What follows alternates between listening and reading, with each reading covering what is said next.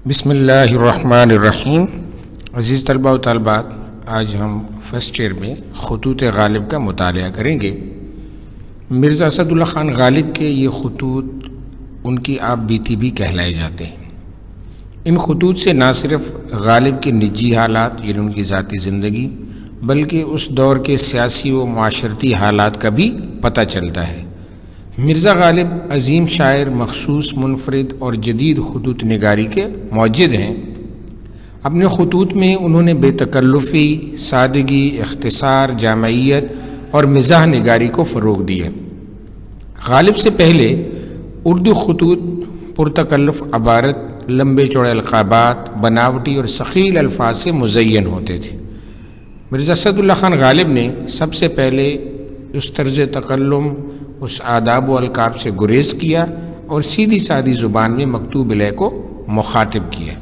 यही वजह है कि मिर्ज़ा असदुल्ला ख़ान गालिब को उनके ख़ुतूत की वजह से उर्दू में जदीद नसर का बानी भी कहा जाए। जी, ख़ुतूत पढ़ने से पहले आप इस वीडियो को लाइक कीजिए, इसको शेयर कीजिए अपने दोस्तों के साथ, और अगर आपने इस चैनल को सब्सक्राइब नहीं किया तो उसे सब्सक्राइब भी। जी, ख़ुतूत गालिब शामिल नसाब ख़ुतूत में से जो पहला ख़त है वो मिर्ज़ा ख़ातिम अली बेग मेहर के नाम है। अच्छा, ख़त के पढ़ने से पहले आपने एक चीज़ पे गौर करना है और वो है गालिब का अंदाज़ तहरीर। एक तो उन्होंने खुद ही कहा है कि उन्होंने अंदाज़ तहरीर ऐसा बना दिया है कि ख़त को लगता है कि ख़त नहीं है बल्कि दो लोग बैठे बाहम गुफ्तगू कर रहे हैं। दूसरा ये कि ये ख़त जो है एक मुकफ़ा अबारत है, ठीक है, यानी यूँ लगता है कि शायर बज़ुबान नसर बातें कर रहा है। अब मैं पढ़ना शुरू करता हूँ। मैंने वो अंदाज़ तहरीर ईजाद किया है कि मरासला को मकालमा बना दिया है। अंदाज़ तहरीर लिखने का अंदाज़, मरासला ख़त, मकालमा गुफ्तगू, बातचीत। हज़ार कोस से बज़ुबान कलम बातें किया करो, हिजर में वसाल के मज़े लिया करो। कोस कहते हैं 1.5 मील का फासला, यानी हज़ारों मील से कलम की ज़ुबान में बातें करो। और कैसे कि जुदाई में भी मुलाकात का मज़ा लो। क्या तुमने मुझसे बात ना करने की कसम खाई है? इतना तो कहो क्या बात तुम्हारे जी में आई है, यानी तुम मुझसे बात नहीं कर रहे, यानी तुम्हारा ख़त नहीं आया। बरसों हो गए कि तुम्हारा ख़त नहीं आया, ना अपनी खैर आफियत लिखी, ना किताबों का ब्यौरा भिजवाया। ब्यौरा मतलब ख़बर या इत्तला वगैरह, यानी ना आपने अपनी खैरियत के बारे में कुछ लिखा है और ना ही किताबों की इत्तला दी है। हाँ, मिर्ज़ा तफ्ता ने हाथरस से यह ख़बर दी है कि 5 वर्ग 5 किताबों के आगाज़ के इनको दे आया हूँ और उन्होंने स्याह कलम की लौहों की तैयारी की है। लौह कहते हैं तख्ती को जिस पे लिखा जाता है। ये तो बहुत दिन हुए जो तुमने मुझको ख़बर दी है कि 2 किताबों की तलाई लौह मुरतब हो गई है। तलाई लौह यानी सुनहरी तख्ती।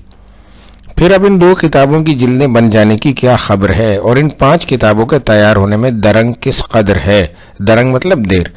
मोहतमे में मतबा यानी जो इशात खाने का मालिक है का ख़त परसों आया था। वो लिखते हैं कि तुम्हारी 40 किताबें बाद मिनहाई लेने 7 जिल्दों के इसी हफ्ते में तुम्हारे पास पहुंच जाएंगी। मिनहाई लेना यानी कम करना, मुझे 7 जिल्दें कम होंगी। अब हजरत इरशाद करें कि 7 जिल्दें कब आएंगी? हर चंद कारीगरों के देर लगाने से तुम भी मजबूर हो। कारीगर मतलब जो प्रेस में काम करते हैं, छपा खाने में काम करते हैं, उनकी बात करें। मगर ऐसा कुछ लिखो कि आंखों की निगरानी और दिल की परेशानी दूर हो। आंखों की निगरानी मतलब इंतज़ार। खुदा करे इन 33 जिल्दों के साथ या 2-3 रोज़ के आगे पीछे ये 7 जिल्दें आपकी इनायती भी आए ताकि ख़ास व आम को जा बजा भेजी जाए। मेरा कलाम मेरे पास कभी कुछ न रहा। कलाम मतलब शायरी, यानी जो शायरी में करता था वो अपने पास नहीं रखता था। नवाब ज़ियाउद्दीन खां और नवाब हुसैन मिर्ज़ा जमा कर लेते थे। जो मैंने कहा उन्होंने लिख लिया। उन दोनों के घर लुट गए, हज़ारों रुपए के कुतुबखाने बर्बाद हो गए। उनके घर कैसे लुटे थे? 1857 में जब गदर मचा था और दिल्ली जो है वो तबाह बर्बाद हो गई थी। अब मैं अपने कलाम के देखने को तरसता हूँ। कई दिन हुए कि एक फ़कीर की वो खुश आवाज़ भी है और जमजमाए परदाज़ भी है। जमजमाए परदाज़ गीत गाने वाला, खुश आवाज़ यानी अच्छी आवाज़ वाला। एक गज़ल मेरी कहीं से लिखवा लाया, उसने वो कागज़ जो मुझको दिखाया, यकीन समझना कि मुझको रोना आया। गज़ल तुमको भेजता हूँ और सिला में इस ख़त का जवाब चाहता हूँ। सिला में बदले में, यानी मैं गज़ल तुम्हें भेज रहा हूँ, तुम यह गज़ल पढ़ो और उसके जो है मुझे ख़त का जवाब लिखो। यानी अपने ख़ास तौर पर जो किताबों के हवाले से मिर्ज़ा गालिब ने उनसे पूछा था, यानी उसका जवाब दो। गालिब 15 था 18 नवंबर 1858। जी, शामिल निसाब खतूत में से जो दूसरा ख़त है वो मीर मेहदी मजरूह के नाम है। ख़त शुरू करते हैं। भाई क्या पूछते हो, क्या लिखूं? दिल्ली की हस्ती मुनहसिर कई हंगामों पर थी। हस्ती कहते हैं वजूद को, ज़िंदगी को। मुनहसिर मतलब डिपेंड होना। हंगामा शोर को कहते हैं, रौनक को कहते हैं, खुशियों को कहते हैं, मेले को कहते हैं। मुख्तलिफ मीनिंग्स में आ सकता है। किला, चांदनी चौक, हर रोज़ बाज़ार, मस्जिद जामे का, हर हफ्ते सैर, जमुना के पुल की, हर साल मेला फूल वालों का। किला मतलब जो लाल किला है वहाँ पे।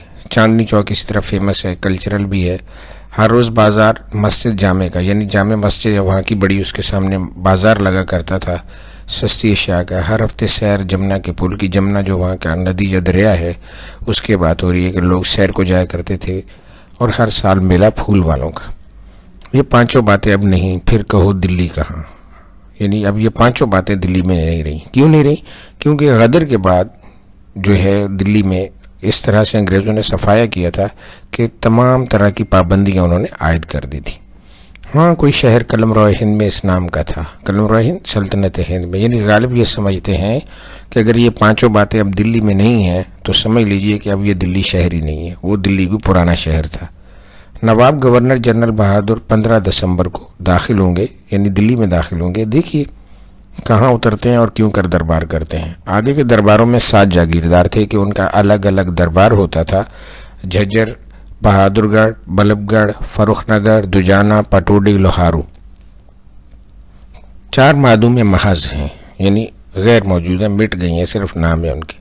3 जो बाकी रहे इनमें से दुजाना, लोहारू, तख्ते हुकूमत हांसी, हिसार, पटौदी हाजिर।